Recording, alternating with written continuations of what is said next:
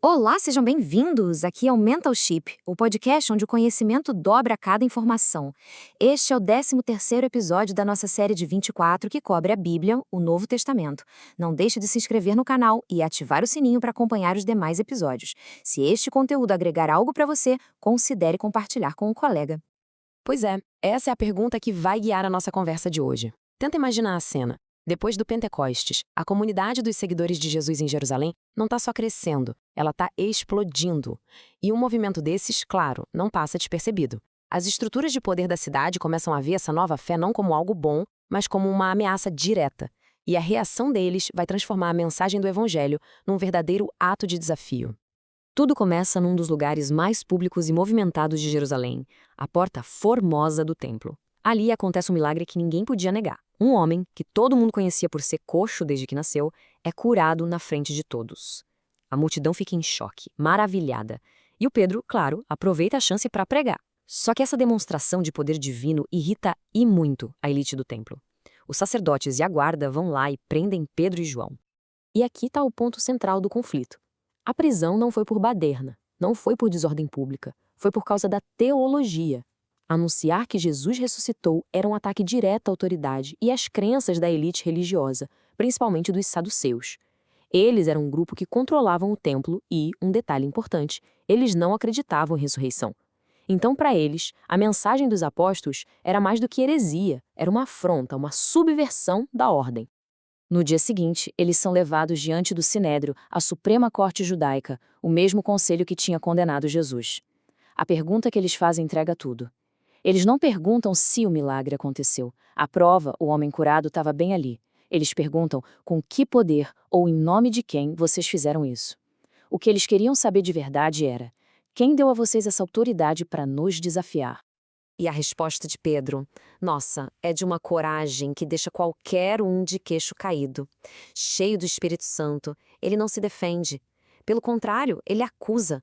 Ele vira o jogo completamente, dizendo que o poder para aquela cura veio do mesmo Jesus que eles, os membros daquele tribunal, crucificaram. E que Deus, a autoridade máxima, confirmou, ressuscitando-o dos mortos.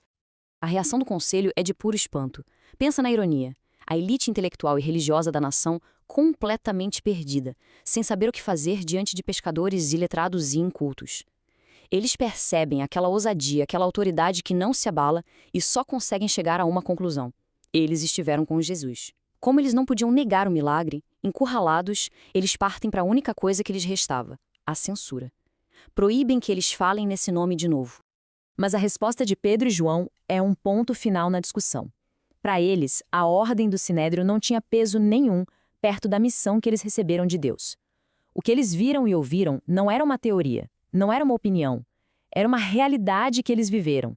E essa realidade não se negocia. Eles estavam basicamente declarando: a nossa lealdade é uma autoridade muito maior que a de vocês. E essa coragem toda acaba contagiando a comunidade inteira.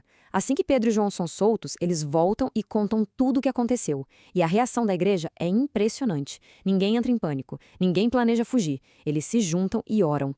E o mais surpreendente é o pedido deles. Eles não pedem por segurança, eles pedem por mais ousadia para continuar falando. A resposta de Deus é imediata e poderosa. O lugar onde eles estavam treme e todos são cheios do Espírito Santo de novo. E toda essa ousadia espiritual não ficou só no discurso, não. Ela se transformou em algo muito prático, uma unidade radical. A fé deles se tornou visível numa generosidade incrível. Numa sociedade cheia de desigualdade, eles criaram uma comunidade onde ninguém considerava seu o que possuía. As pessoas vendiam suas terras, suas casas, e o dinheiro era distribuído para que ninguém passasse necessidade. Era o amor em ação. Aí o texto faz algo muito interessante. Ele nos mostra os dois lados da moeda. Primeiro, um homem chamado Barnabé, um exemplo de generosidade de verdade, que vende um campo e doa o valor total. E logo em seguida a gente vê um casal, Ananias e Safira, que tenta ganhar a mesma fama, mas com o coração dividido. Eles vendem uma propriedade, mas escondem uma parte do dinheiro e entregam o resto como se fosse tudo. A confrontação de Pedro é cirúrgica, vai direto ao ponto.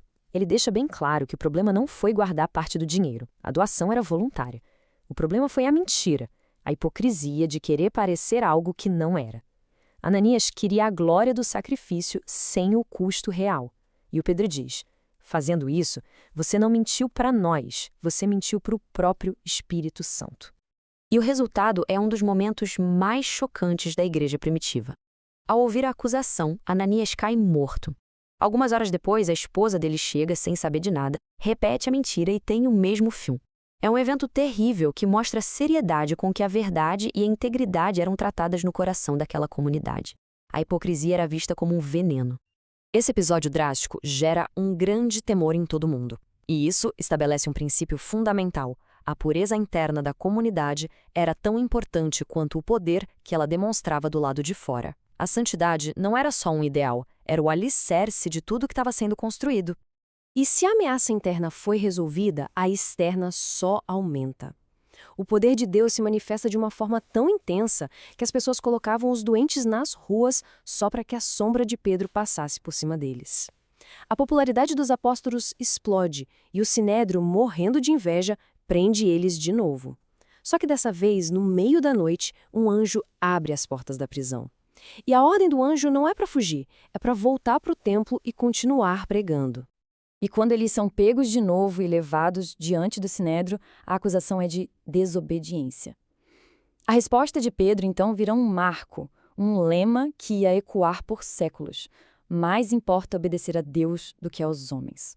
Para eles não tinha discussão, a lealdade máxima era a Deus. A essa altura, o conselho está furioso, querendo executar os apóstolos. Mas aí, no meio da confusão, surge uma voz de razão que ninguém esperava. Gamaliel, um fariseu muito respeitado, pede calma. Ele argumenta: olha, se esse movimento for coisa de homens, vai acabar sozinho. Mas se for de Deus, lutar contra eles é lutar contra o próprio Deus. O conselho dele prevalece e os apóstolos são apenas açoitados. E aqui vem a parte que, sinceramente, quebra a nossa lógica. Eles não saem de lá humilhados ou com medo. Eles saem do sinédrio alegres. A alegria deles não era por terem escapado da morte, mas por terem sido considerados dignos de sofrer publicamente por causa de Jesus. O sofrimento não era um problema, era uma honra, uma prova de que estavam no caminho certo. Então, o que a gente pode tirar disso tudo? Primeiro, que a coragem daqueles homens não era algo natural. Eram pessoas comuns, pescadores, que, ao serem cheios do Espírito, falaram com uma autoridade que calou a boca da elite da nação.